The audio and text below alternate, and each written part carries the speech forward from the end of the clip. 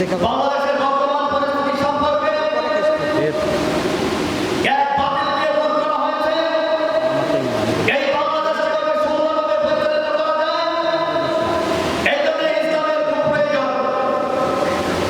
সেই সংকট মুহূর্তে আমাদের প্রিয় রহমান হযরত মাওলানা মাহমুদ সাহেবের নেতৃত্বে আমাদের এই সংগঠন পরিচালিত হচ্ছে। আমরা এই সংগঠনকে শক্তিশালী করে এই বাংলাদেশকে একটি ইসলামী সংগঠন, ইসলামী দেশ হিসেবে পরিচালিত করতে চাই। তার জন্য সামনে যে নির্বাচন আসছে, ওই নির্বাচনের প্রতীক হিসেবে রিকশা নির্ধারণ করা হয়েছে। বাংলাদেশ জাতীয়তাবাদী মজলিসের প্রতীক রিকশা মার্কার প্রতীক। এই রিকশা মার্কার প্রতীকে আমাদের মহামূল্যবান ভোট দিয়ে বাংলাদেশকে আলোকিত করতে চাই।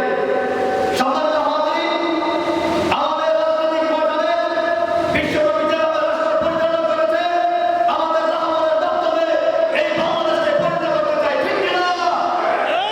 সম্মানিত সহযোগী সাথী বন্ধুরা, আমরা একটা জিনিস স্পষ্ট করে জানাতে চাই, এই সংকটময় পরিস্থিতির ভিতরে সকল ইসলামী দলগুলো একত্রতা পোষণ করে এই সুন্দর বাংলাদেশকে এগিয়ে নিতে চাই। এখানে আমার বক্তব্য শেষ করলাম। আসসালামু আলাইকুম ওয়া রাহমাতুল্লাহ।